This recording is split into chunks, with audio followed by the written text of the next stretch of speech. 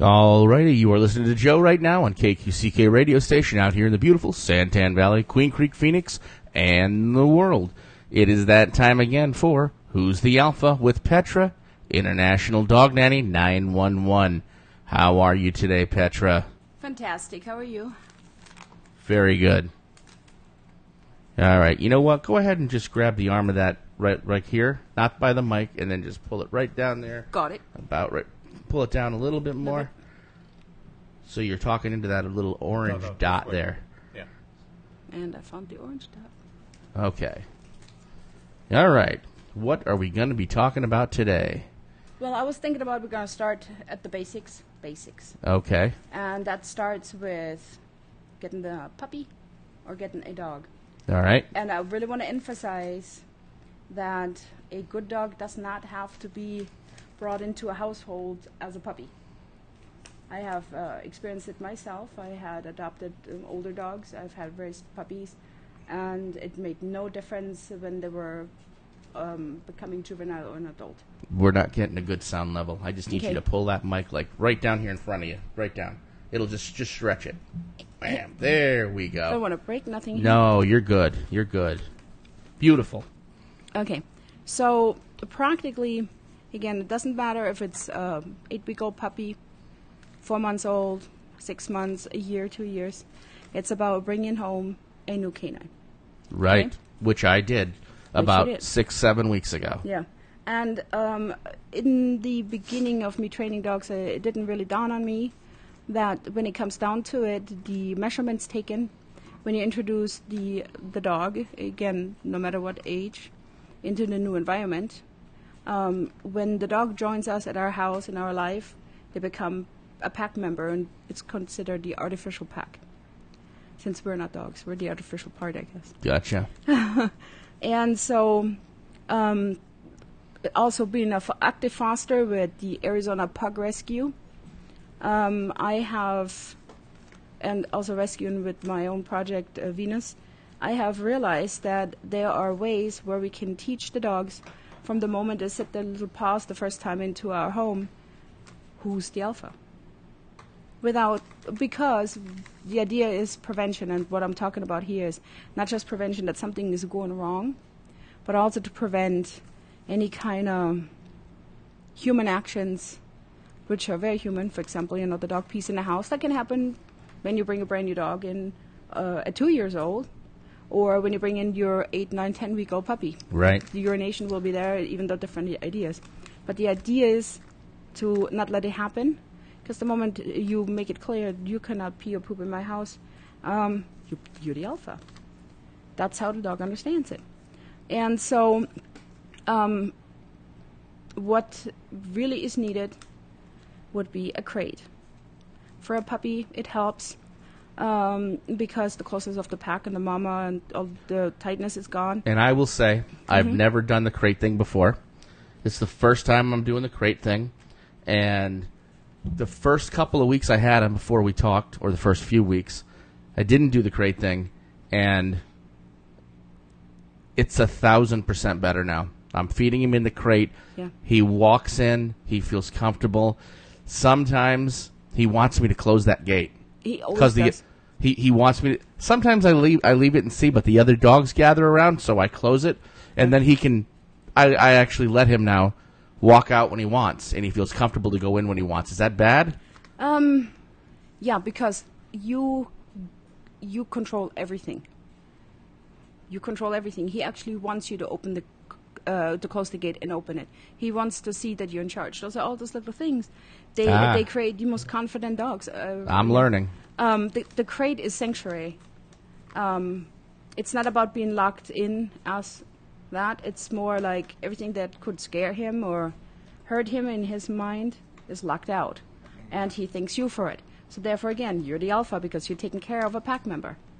Right. And the puppies, which grow up in crates usually are much mellower throughout their life. But the most important part is, as a human, you want to stand up to the responsibility that you will avoid your dog making any type of mistakes. Makes sense. Potty in the house. What happens? Usually people do the wrong thing. And I'm not saying they're bad owners. They're human. When we did something wrong when we were kids, Dad, I know you said, Joe, come here. What did you do? And you got mad at him. Well, with a dog, you cannot do that. When you call a dog towards you, when you call your dog towards you, you must make sure that the reason you call him is always positive. Otherwise, your dog will refuse coming to you.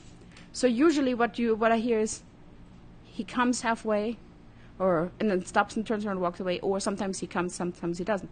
Why is that? Very clearly, you call him that his dinner's ready. Positive. You call him because you want to snuggle, you call him because you have a treat, and then you call him because something negative. So here's your 50-50. You're unpredictable. So usually they come up, then they look at you and they go, I don't like the face, and gone. You see what I'm saying? I've been really worried because of that aggressive streak my puppy's had, but in the last 7 days, he is like a different dog. Oh, he melted in my hands. I mean, he listens so well. Yeah, he's getting such a nice little personality. He's real cute. Just one time. Well, I spent, 15, 20 minutes with him. Mm-hmm. And I was making clear this, not that, and, never any force, anything rude or mean or scary, and I know he doesn't like his paws touched, so I started massaging him. But first I massaged his neck and then his paws. Got his first bath last night, too. How'd he go? He loves the water. Yeah, that's good. Good. Yeah, no kidding. Yeah. But yeah, I told him, I said, kennel up, and before I even finished the sentence, he's already walking in. Oh, yeah, he knows when we go to bed now. It's time to go in. He just, as soon as I shut that kitchen light off, I tell him, kennel, and he goes right in. You really given him his own privacy. I say it's his own room. That is his own room.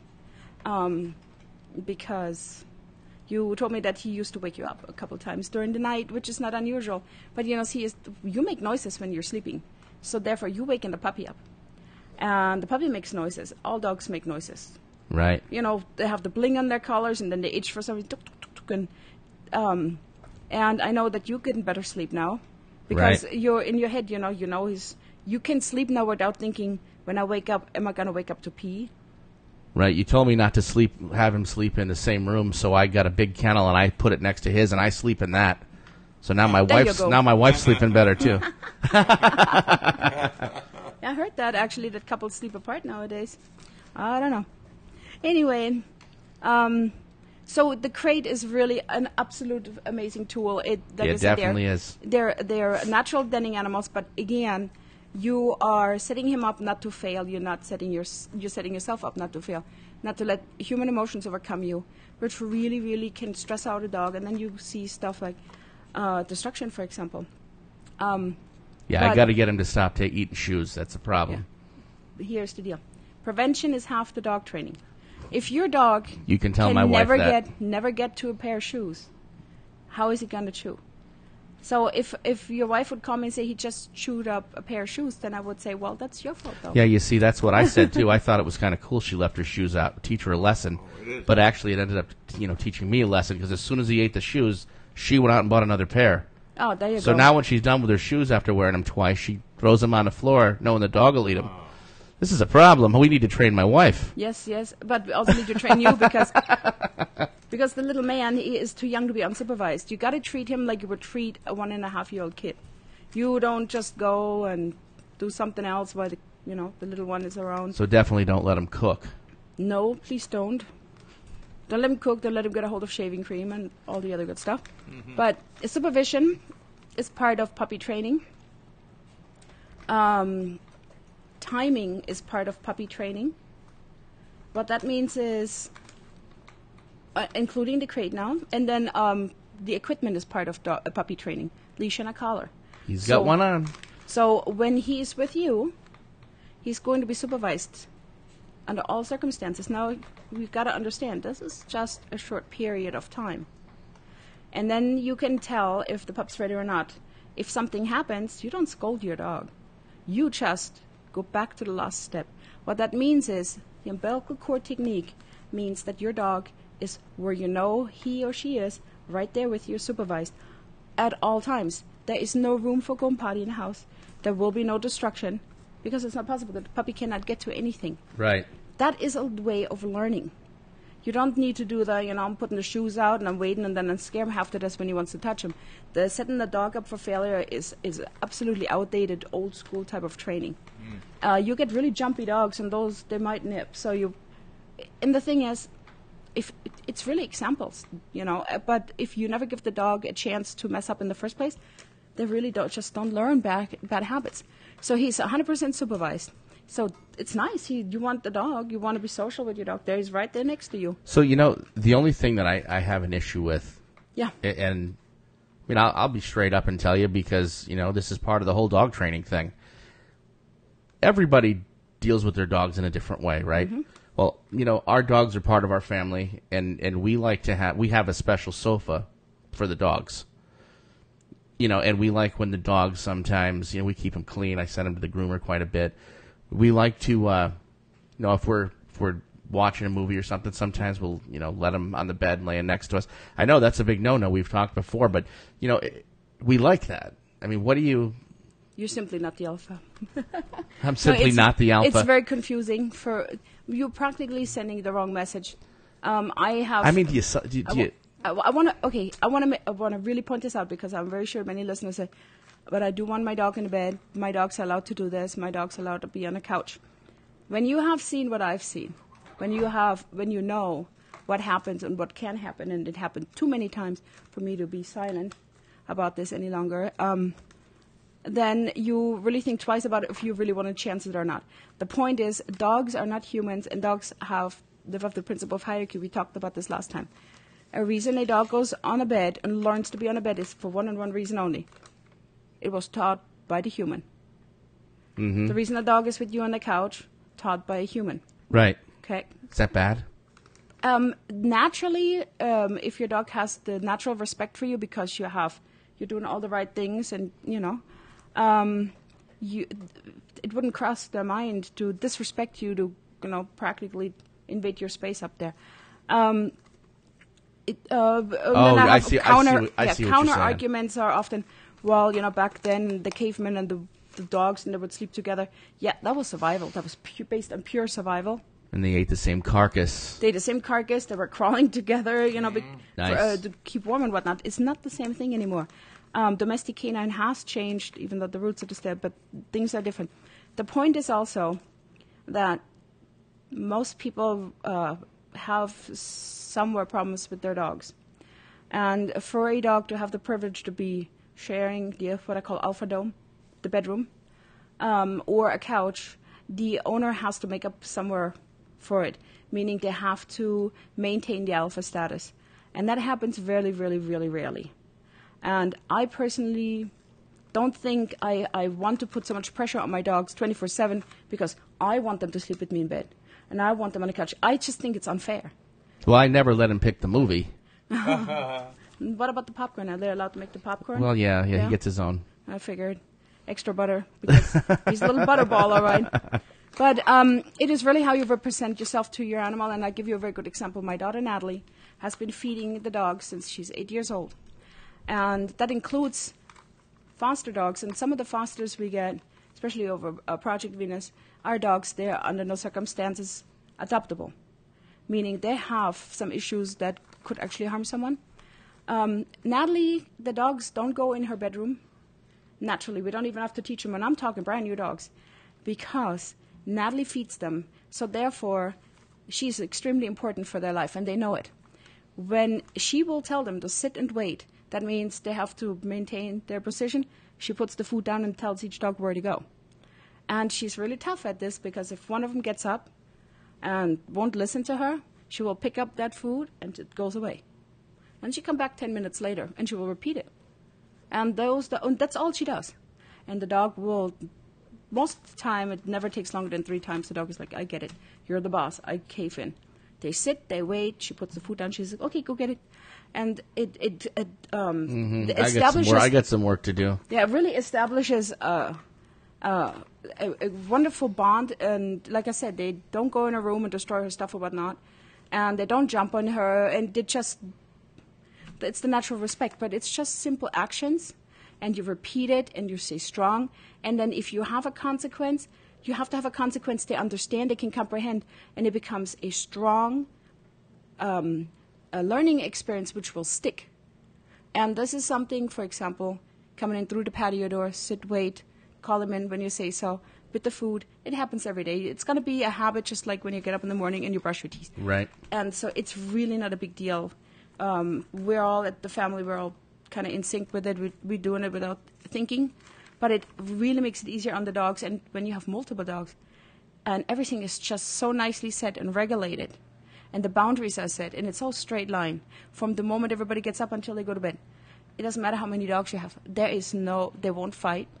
There's no reason for fight. There's nothing to fight about because you're the alpha, you're top notch, and then there's everybody underneath you or beneath you. And the other thing is, I do not let people categorize in Rover 1, 2, 3, 4. This one always gets the cookie first. Not at my house. It's like who sits first and does the best set gets the cookie. Work for it, compete, but not with teeth. They compete with who sits the best and never fights. No fights. And that's very important. I think I'm doing that right. Well, get all this nicely together. But let's go back to when does puppy training start or dog training? When you bring home your new canine, I don't care what age. It is get your crate because you also know your dog is safe no matter what. You leave the house, you don't need to be at work getting already all negative, pumped up, going, when I'm coming home, I know where I did the mess. Then I will say, but that's your fault, don't you dare yelling at your dog. See, I really want to prevent that the dog's getting something because human nature is just different, you know. Mm-hmm. And it's safety as well. Because I have seen a dog have to face cinched off biting in a outlet court. We've got a question out there from one of our listeners, and it's a good one because I've seen this problem too. Vegas Baby wants to know what they can do for a dog that's afraid of thunderstorms and loud noises. This is an excellent question, and I'm really happy that this is asked. I have seen many different ways of desensitizing for especially the monsoon season. Mm-hmm. I have seen from holding the dog and sitting with the dog in the shower, etc., and I find it horrible because you're feeding the fear. You're teaching the dog nothing else but this circumstance, you need to be fearful because you're demonstrating fear. Okay? So what you want to do is, number one, have your radio on or your TV. Just make it a little louder. And interact during this time with your dog. Bring out the ball. You can give them chew toys. Or not chew toys. I don't like the word toy because toys for play.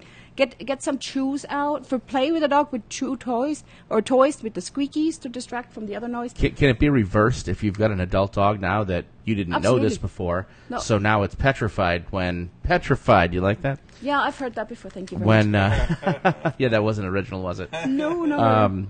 But now, you know, when it starts to storm, this dog is just freaking out, goes under the bed and shakes and... That's what I specialize in, situations really? like this. Like I said, I told you, it doesn't matter what age a dog is for me. It doesn't matter. It doesn't really matter. This dog can be 8 years old, afraid of thunderstorm. I work with the dog. Trust me, it's going to be gone. So what happens is, it is the owner who needs to take the steps. Noise, music, good music, okay? Don't play some crazy rap. Like 70s and 80s? No, actually, dogs love country music. See, I'm not buying that. They love... My dogs, personally, they like some of the older classic country. They don't like the newer stuff. My dogs like corn. What can I say? But they do. They really do. And they like another band's called Pucifer, but they really do. They all come up, we're in the office, and they just stretch out and go sleep. No, they like classical music and they like country. The funny thing is, babies like it too. They fall asleep on it. So bring up the music, now, of course not crazy loud, but distractive loud. And then you get some toys with squeakies, you know, so you can get their attention, keep the attention. Get the marrow bones I was talking about last week. Get a good load of marrow bones over the summer as well, especially. And freeze them nice, cool. Those aren't as easy to find as you said. Go out to your butcher and they get them for you. Yeah, they cut them for you too. I haven't been able to find them at a regular store. I found Safeway fries. You can if you find a butcher store. They're weird out here, apparently. If you find a real butcher. I found one. Yeah, I found one out here. I'm going to get some of the next day or two. Yeah. Well, the other reason why I want you to give your dog something really, really good to chew on, like those marrow bones, they won't stop chewing. trust me, is because the pressure that happens when a bad storm sets in, it really hurts them. And it's just like when you're on the airplane, you yawn. Oh, Okay, so when gotcha. they chew on it, it helps with the pressure in the ear. It's not just necessarily the sound they're afraid of. There's so much more. And I got a personal little trick.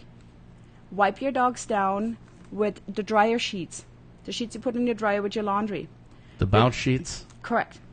And the best would be I forgot the brand. The Febreze? Not the Febreze, the one you put you get for babies. With the little bear on the front?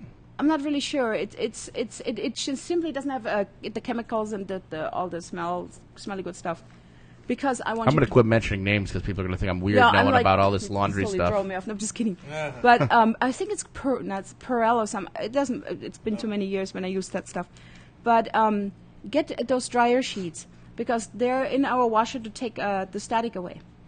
If you ever get a dryer sheet, your clothes is going to be, you know. You know, my mother, and this is no joke, my mother's been doing that for years. That's how when her dog smells, that's how she cleans it. Oh, really? I mean, but I sent it to our groomer, but, you know, in Yeah. between, she actually takes those bounce sheets and wipes them down. Well, when you have a thunderstorm storm come up, and besides the pressure and whatnot, Downy, like that's what it electricity- is, Downy. Yeah, no, it's not. It's not. It is this one I laundry know. detergent that people want to use for their newborn babies I know because what it's you're not the talking about. Purell. It's Perel, isn't it? I think it is. Yeah, it has a baby in the front. You It's get all like a caught white up on bag, these yeah. little details, sorry. But it's just in case somebody would rather use something a little bit safe, whatever. But the idea is that you're taking the static of your dog's body. Can be also irritating or can create fear because they don't feel good, they don't know what it is. So there's so many things. So please don't hug your dog, don't shiver with them, don't say it's okay because boy, you will make it worse. You will act like this is the coolest thing in the world, and I guarantee you one thing. I give it about 2, 3, 4 thunderstorms, and every time you're throwing a party for your dog. That's how you look at it. They start doing the rain dance after that. They are. I have had so many dogs, no matter from my personal or any rescues, it was starting to rain, and they would go outside, run in the rain, and go woohoo, and just having the best time. Because that's what you do. You are given a party when it rains, when it storms. And that's all they know. You've Makes got to make it sense. an absolute positive experience. Hmm. Just redirect the mind. Sounds good. Fantastic. So I believe that's just what I do. And it works, so... The biting thing you taught me works, that's for sure. Yeah, And I've been don't- so gentle with him, but it works. Yeah, it's because, again, the scissor bite and you're doing nothing else but disabling the emotion which, puts together. And it doesn't do anything for him. All it tells him is, you're speaking dog. You're saying, you can't do that. And if you do it, why? It's not all that great. And he's like, okay, I grab your hand. And you want to make sure he grabs it the wrong way. So the moment he does this, it's like, oh, her fingers are right there because I took her fingers in my mouth, and now I can close my upper mouth part, my upper jaw. And again, he's doing it. You're not doing anything. You don't pinch. You don't hold. You don't shake the head. You don't hit him with a fly swatter. No, with a fly swatter. I mean, you really don't do anything wrong. And dogs are not, they don't possess the natural logic, but they're picking up on everything. They can develop logical thoughts. And so he'd be like, he gets a little, your dog, you get that little look, and you look at him, and I got that look in his eyes. He's going to come up and try to, grab your hand. All you have to do is this. He's like, no, I don't want to. That means if I grab her hand, her fingers are going to be right there. And like I said, don't push down, don't hold, nothing, absolutely nothing. You're actually passive if you think about it. Right. It's like don't stick your fingers in the outlet, and you go. And it was my house, my outlet, but really not my fault, right? Today, my puppy was biting we have a marble dining table, and we put some clear plastic over it. So it doesn't get scratched. And the dog was biting the plastic. Okay. What you do? And this was an accident. I didn't know what to do because he was really grabbing that plastic. And I went to grab him, and he went to bite, and he bit the table. And I don't think he'll ever bite that again. No kidding. He immediately, because it probably wasn't very comfortable. Well, here's the thing. He bit in the plastic. You didn't know what to do. So what do you? I usually was gonna do the mouth thing. No, that's different. Oh, well, see, I don't know. Yeah, we were gonna get there because this is biting your body parts is unacceptable in the first place, and that's also when you say no bites. You know. And I'm gonna tell you what. And if it's furniture or any kind of object, then you say leave it. And for those of you out there that are regular nudists, you don't want dogs that jump up and bite body parts at random. No. Trust me. No. Happens many times. In the nudist camps. Mm-hmm. Not good. That is not fishing bait, buddy. Right, Dad? Anyway. Anyway, if it's an object, the commands leave it. And you remember, the moment he lets go, just looking at you like, what? Good, leave it. Oh, really? Okay, cool. Or he will be like that. So what do you do to get him to stop biting the plastic? Well, first of all you say is leave it. You got to see if he will stop. No, he doesn't stop. So he doesn't stop. So then there were two things. All My right. question is, why didn't you call me? I did. When he bit in the plastic. About a half hour later. Oh, no, when he bites in the plastic. You know what? I'm going to keep a phone special with you on auto dial. All my clients. All right. It doesn't matter. My clients I know now. I sleep with that phone. Wow. That phone is laying right next to my pillow. If something comes up, I don't care when, what, why, you get in touch with me. Best thing is always to text me, too. Oh, perfect. Text me, call me. I don't care. Let it ring a million times. Wake me up. You have an issue. Don't duck around yourself, Just call me. That's all it takes. That sounds great. That's the promise to all my clients. Okay. For life, too. Wow. For life of the pup. From the day you hire me until Rainbow Bridge, you have an issue. Wow. I'm there for you, no matter what. That is at no charge, too. Why don't you give out your contact info? Okay. You can visit my website. It is dognanny111.webs.com. So Dot what? Webs. WEBS. Dog Nanny 911 dot WEBS. Webs.com. .com. We need to just get you on the Dog Nanny 911 thing. Huh. Is that taken? Is that why? Yeah, it is. But that's okay. I've had this website for a while. Google loves me. You can just put in Petra Griffiths. It comes up. Good. Okay. Well, and that's then cool. my first name is kind of unique, so the chances you're getting the wrong Petra are pretty slim. The chances the person might be, if you get a Petra from Germany, pretty high. Not kidding. Mm-hmm. I have to look it up. I have so many phone numbers, but the main phone number. Yeah, I called one today that on your black card, and it doesn't work. Yeah, it does. Doesn't work for me. That's weird. It always does the 480 931 931 86. No, how did you get that card? That must have been an old one, because that number I gave that number up a long time ago. No, I have a phone number. It's actually called Google Voice, because it's always available, and I also I can't really miss anybody's phone calls because. Oh, you crossed it off. Mm-hmm.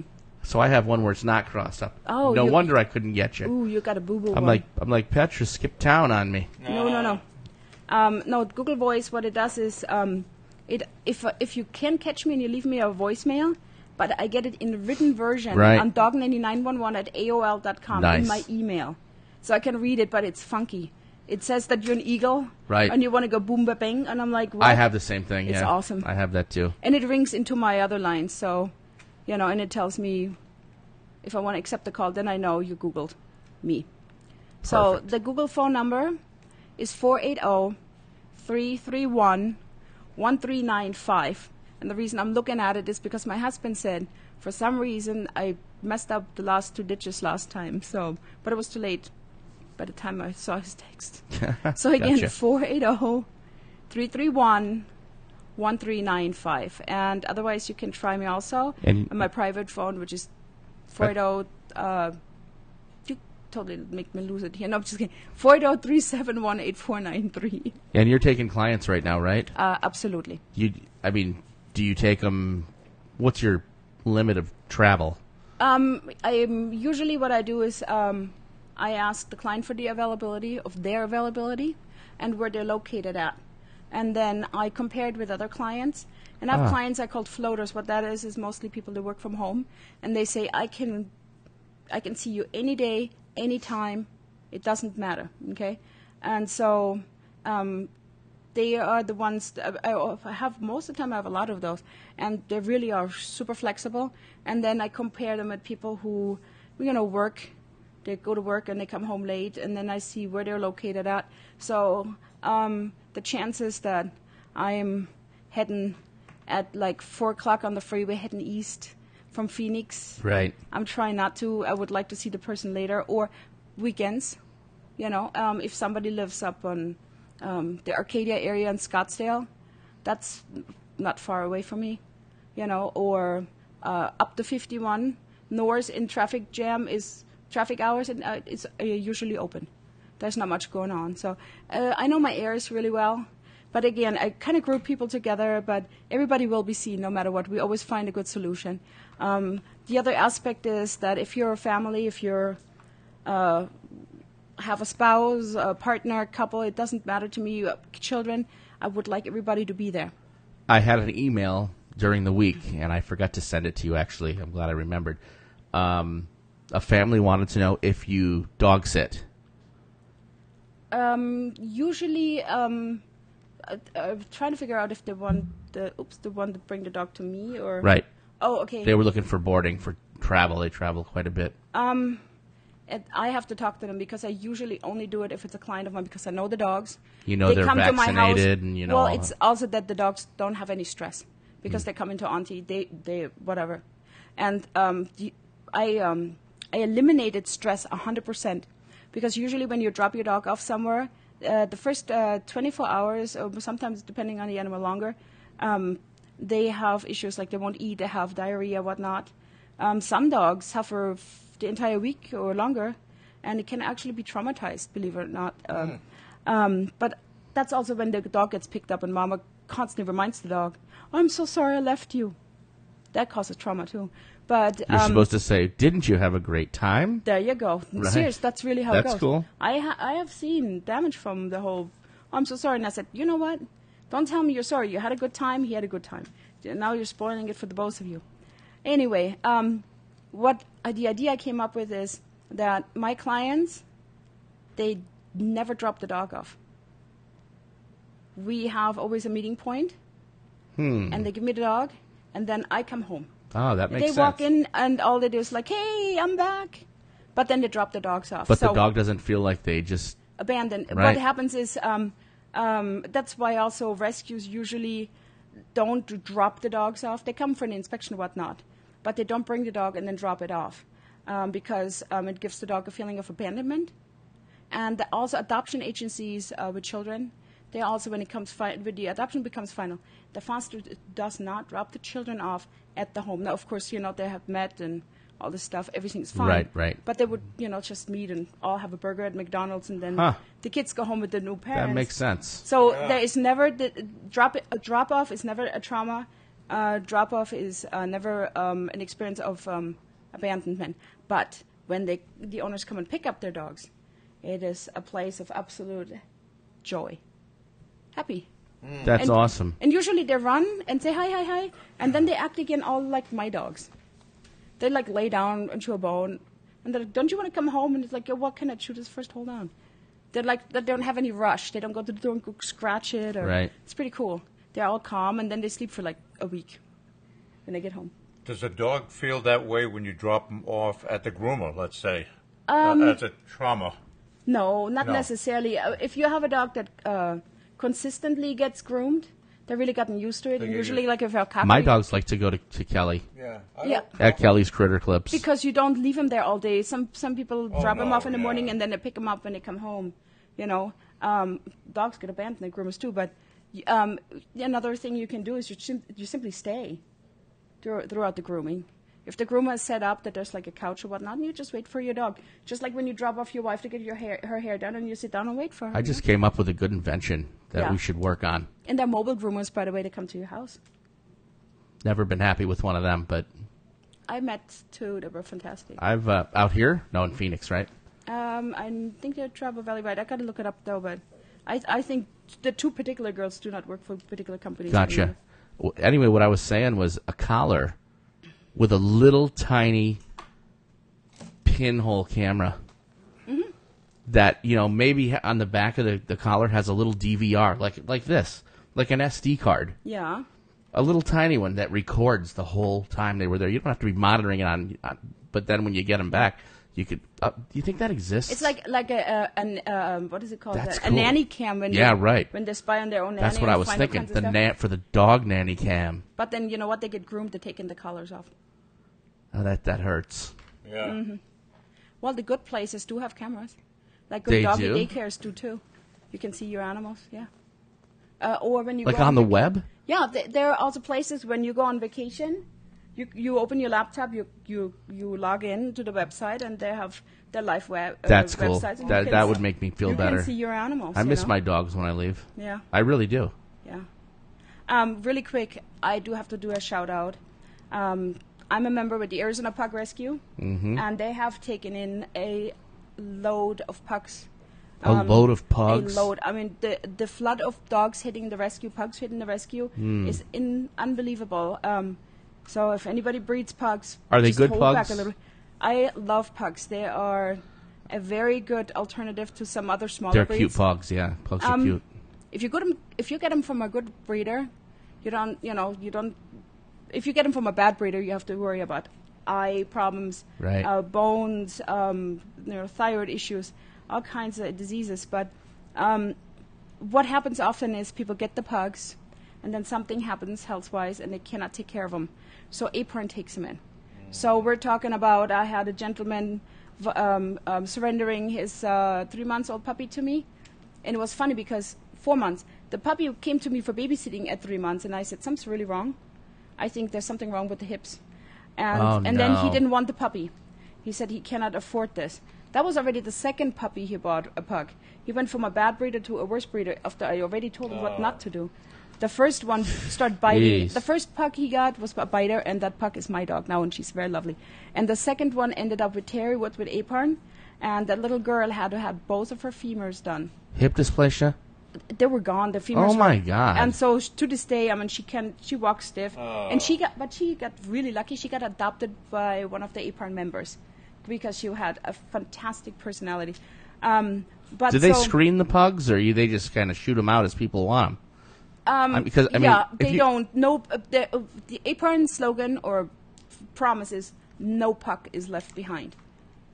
But they screen if you want to adopt. I mean, so if you ask they have him, to be fit. Well, is this a biter? Is he gonna, what's this? I understand course. you could do training, but No. does he There have will hip be problems? Yes, absolutely. They tell Everything you. is disclosed. Okay. Everything is complete. And we have pugs. They're 12 years old. We have pugs. They're completely blind. We have pugs. They have one eye, no eye from Blind disease. pugs. One dog got hit down in Yuma and lost an eye. We have a beautiful black puppy with white paws. Now that's a breeding fault, but that's the most prettiest thing I've ever seen on a pug. Even though it never should have any white on the paws, but he's fantastic. He's a puppy. And it's a purebred pug? It's a purebred pug. You can find Doberman Pinschers and Rotties with white on the chest. It really shows bad genetics, bad selection. And the bull mastiffs need to have that. Yeah. Oh, yeah. Bad selection of dogs being bred by Right. somebody who shouldn't breed, because dogs are not puppy-making machines here. Well, Bernese Mountain Dogs, for example. I've seen them here all the time with the white spot in the neck. That's a big no-no. That's big no-no. That's considered a fault? Big time. In my country, you would produce a litter with puppies with a white spot in the neck. The law, you have to have a license as a breeder, a real license. The law would tell you that you have to spay neuter the parent dogs and never breed again, because you cannot breed and make puppies of bad quality, because it will endanger the purity and the health and just overall the statement of particular breed. And I like it, because therefore you're getting dogs, purebreds. If you insist on a purebred, you're getting purebreds, and you're not going to end up with a vet bill on faux pas. So the problem is some breeds do require a little bit more care than others. You get a Chinese crested, you have to have conditioner on the dog. The dog has to wear a little, like a onesie or whatnot, because the skin goes dry or they get sunburned really fast. You have to put sunblock on the dog, stuff like that. You want a Chinese crested. Wow. That's what you get. But and like I said, there are different dogs and they have different requirements. You get a Cocker Spaniel, you should know They like water because spaniels are actually water hunting dogs, you know. They need to have the ears cleaned a specific way and dried a specific way, otherwise you deal with the ear infections and all those other things. They like to have cherry eyes because Cocker Spaniels also have those really long eyelashes. So you need to know your breed. You don't just go and get a puppy. And what was with the pugs is, in my country, the pugs are not as popular than here, and I like it here, that they're popular here, because, and also they're called Mops in German. Mops? Mops, and that's kind of like pudgies, fatties, practically. And that's just not that popular. It's just because of the flippin' name of it. As a matter of fact, the breeders had to stop breeding pugs because there wasn't enough demand. They regulate, really. They say, wow, only this breeder and this breeder is allowed to produce for show right now. And everybody else, stop. No breeding. There are not enough homes for this particular breed. That keeps the shelters and the rescues empty. So when you say this shelter has a lot of pugs, what's a lot of pugs? The shelter, if there's a pug at the shelter, then APARN, the Arizona Pug Rescue, Purebred Rescue, will be immediately contacted, and it's called Project Hope, and they are particular assigned members in each rescue group: Arizona Pug Rescue, the Arizona Beagle Rescue, Bassets. It doesn't matter who it is. Husky Rescue with Ann. They get contacted. They will pull the dogs out. Okay, so usually they don't stay down there. But what it means is it's called surrendering into the rescue. And again, no pug is left behind. What that really means for Terry and all the members, and this is a fantastic group, they know what they're getting themselves into. And I want to tell you, the love this group has is not just rescuing. This is each and every dog, the individuals, the ones that really need medical care surgeries or whatnot. It is done, provided with such care and devotion. I mean, you don't see that very often. And they get the best of the best. I go to Oasis Animal Clinic. It's a nice place, and that's where APARN goes. And we have senior dogs. And you know what? People adopt senior dogs. People adopt blind pugs. People adopt pugs, they have 2 teeth left. Or they were in a bad car accident. 2 teeth left? Happens, you know, or not just age, you know, there are dogs that come into rescue that had their teeth kicked out. You know, animal cruelty is ginormous in this country, and gigantic, sorry about that. Wow. And, well, yeah. And my husband was telling me last night about a video game. It's something about shooting a cat. It's really old. He was already as a kid, and I said, you know, this is exactly what I'm saying. It's just education is lacking when it comes to kids. I think in school it should be part of our school programs, you know, how to handle animals, how to treat animals, talk about the laws. In my country, they teach you straight up. You hurt a dog, you hurt a cat, you eat a frog, you go into jail for it. You crop ears, you duck a tail, you go into jail for it. Really? You're really. And my children, my daughter Natalie, she's 11, my son Thomas is 18, they have been teaching and preaching adults, people they just meet. My son would go, your dog's not neutered. Get him neutered. Here's some info. He'll have a little card on him or something. He run home real quick, or take now he has the cell phone. Hey, Mom, you know, where's that place, you know, and with the discounts and stuff, or where you can get the spay neuter for free, like Pitbull and Pitbull mixes, you know, for over Maricopa County and stuff. I mean, all the programs that are out there. Which reminds me real quick, there is an organization called CABRA, CABRA, that is .org. So cat, apple, bananas, rescue, and then apples again, cabra.org. And what they do is absolutely fantastic. And they're affecting something else I'm going to get to real quick. When you come to the Cabra Clinic, you go to cabra.org, and then you click on the link that says Microchip Clinic. You're not only getting the microchips for a fraction of where you normally get a microchip from. The registration fee is waived because the chips are donated, and they want all the proceeds to go to the rescues. However, there will be veterinarians, board-certified veterinarians there and assistants, so your dog gets a free checkup. And rabies shots and the regular puppy shots and whatnot is a fraction. I think Do you know it where runs the like, next clinic is? No, you got to look it up. And I can tell you, unless they changed location, there should be located right between 40th and 48th Street on Broadway. Mm-hmm. They used to be on 24th Street, McDowell, and ever since then, Broadway, it's awesome. A lot of our local rescuers go there and volunteer.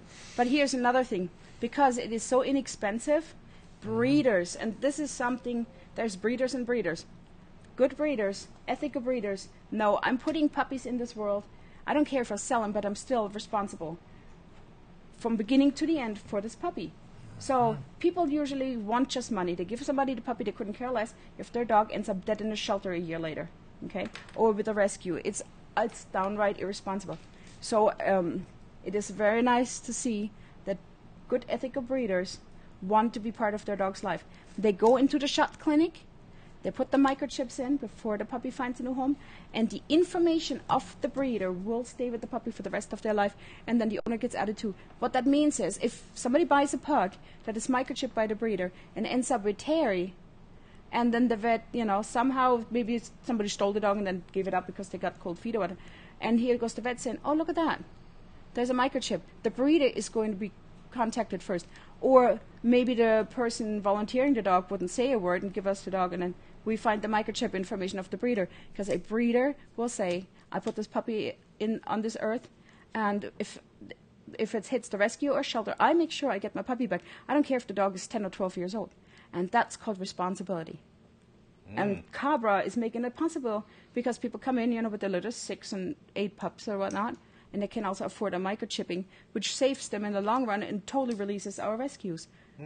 Even though they're bred, makes sense. They're not hurting the rescue per se, Right. because their dogs are not clogging up.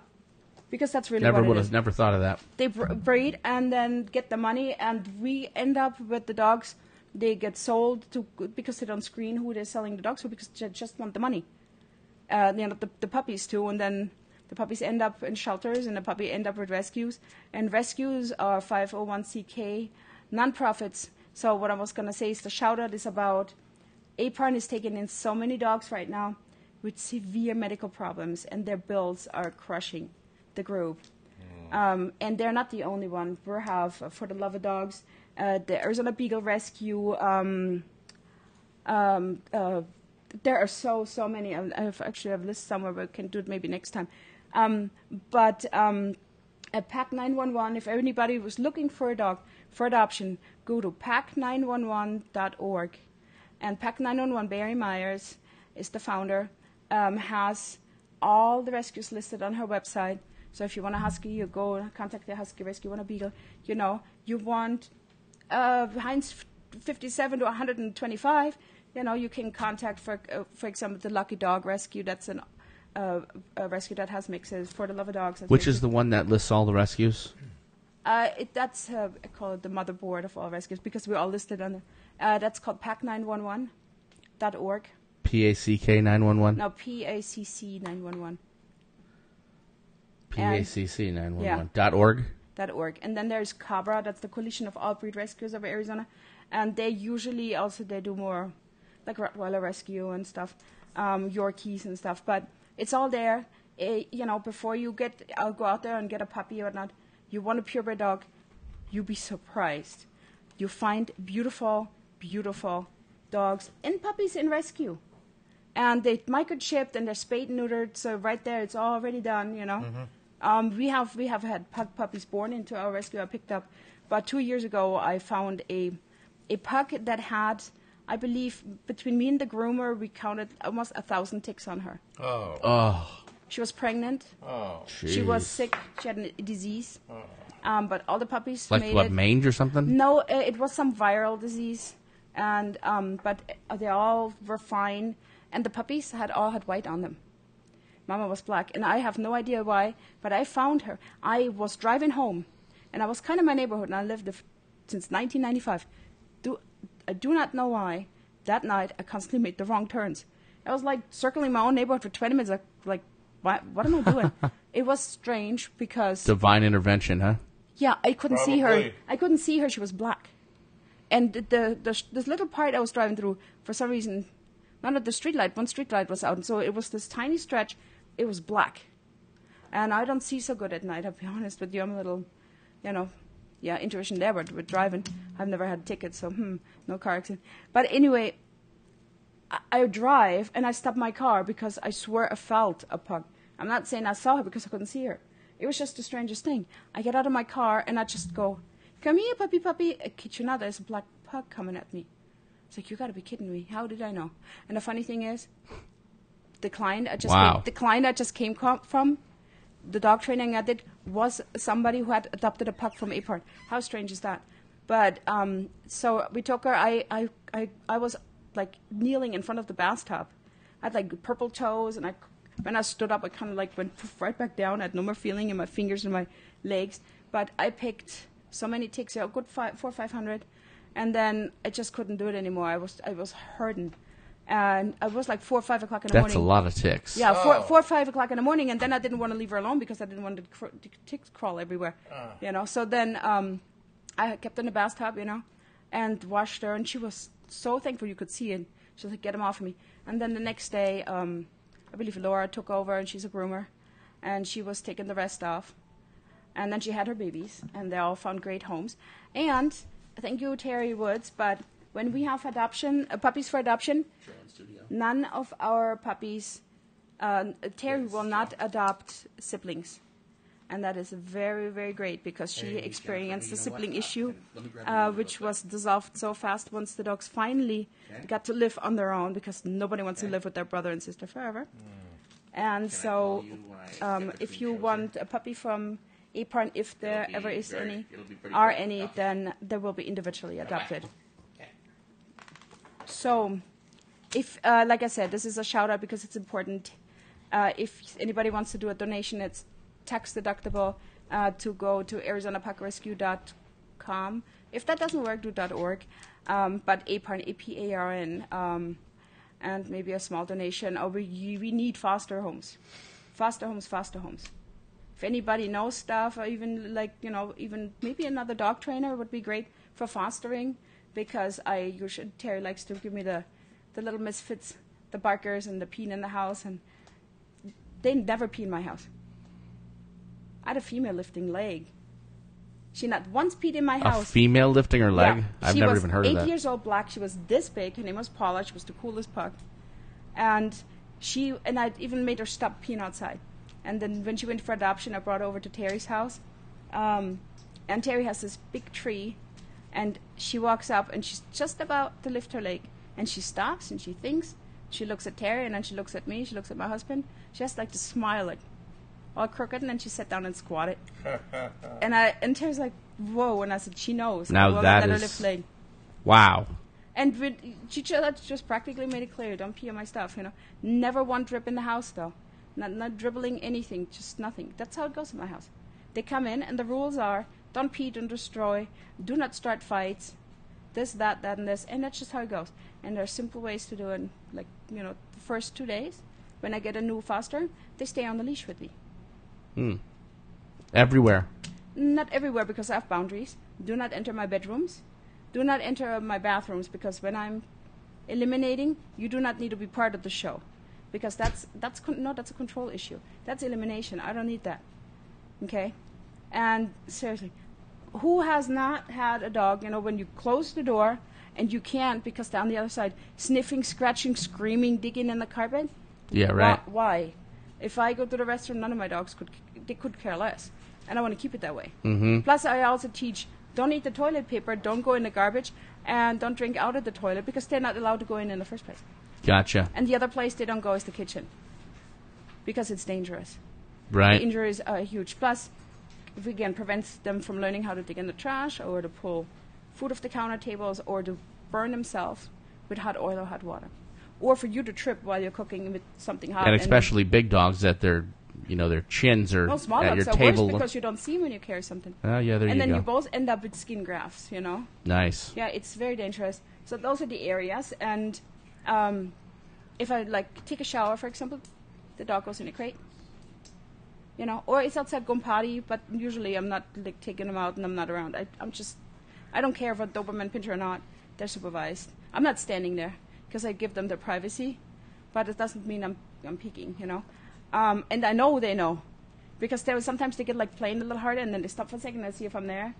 And even they can't see me, they're like, I think she's there, and they're like, la la la, and then they wait, and then that's funny. They're just being silly. They want to please, that's it. They just always want to be in their best behavior. But the point is, you know, to take a shower, put the dog in the crate. You're not home, you're leaving to go shopping or anything like that. Put the dog in the crate. You're sleeping, put the dog in the crate. Otherwise, you're home, take the dog with you. If you go watch TV, you have a little extra bed to your left with the bone. Watch your TV, watch your movie. But the dog is on the leash. You know why? Because you're watching your movie, and the dog cannot just kind of take off a little bit and make a pee and come back without you noticing. Totally preventable. Are we going to be able to have my puppy come into the studio here? Yeah. And sit right there? Yeah. And not bark when he hears cars go by, No. and because we can't have that in the studio. That's correct. Do you hear my dog barking when you talk to me? My Doberman? No. Because I'm in the office, and I got both of my dogs with me. All right. Well, we need to start figuring out how to do that, I because will- that's one of my goals. I want to be Yeah. able to hang out with me in here. And that's the point is, he will listen to you here and anywhere else, it doesn't matter, and get comfortable. He will be comfortable wherever you are. You could be on the North Pole. You're comfortable, he'll be comfortable with you. And listening there, too. And so, again, start when you get them. It doesn't matter what age. You control them. You show them what you want. You never punish. You redirect. But always think. Look at yourself in the mirror. Why did my dog pee in the house? Why did my dog chew? Now, if your dog has a medical problem, you can't be blamed. But if somebody calls me and says, the puppy peed in my bedroom, I said, where the heck were you? I took a shower. Well, how is that possible? You have a 3-month-old puppy. Oh, I locked it in the bedroom. Why? Why wasn't it in the crate? You go let the dog go potty, put it in the crate, take your shower. 10 minutes later, you come out. No reason to complain. So it really isn't a bad thing continually crating them whenever you want to. Yeah, it's just don't leave your dogs in there for hours and hours. Right. Like I said, this particular person took a 10-minute shower. Her responsibility was to schedule your own timing. Gotcha. You take the puppy outside to pee or whatever, and then you bring the puppy in, put it in the crate, take your shower, be done, get dressed, you know. So let's give it 20 minutes. That's nothing. And most likely he would have not even wanted to come out. He most likely take a nap. Well, And then, you know, then you take your puppy to take it right back outside. Gotcha. Because it has to go pee or not. It's teaching. But the point is, you don't create issues, and the problem is you don't create issues because the only thing you should be mad about is yourself. we'll take this last question here. Can I crate train a 3-year-old dog who's never been in one? Oh, absolutely. If they retaliate, it's because they really don't know what you want. And when people try to push them in, you know, I've trained dogs that would have ripped everybody's head off to go in a crate. I had a client where the husband took, and I know she's listening. Hi, Catherine. She's in Oregon now, unfortunately. I love her. I trained her first dog like 10 years ago, and she has 2 more now. And her daughter is named after my daughter. Anyway, her husband took the crate apart, put Catherine, and they adopted the dog from the AWL, and I think Chai was about 2 years old back then. Pharaoh Hound mix type of thing with Border Collie, beautiful dog.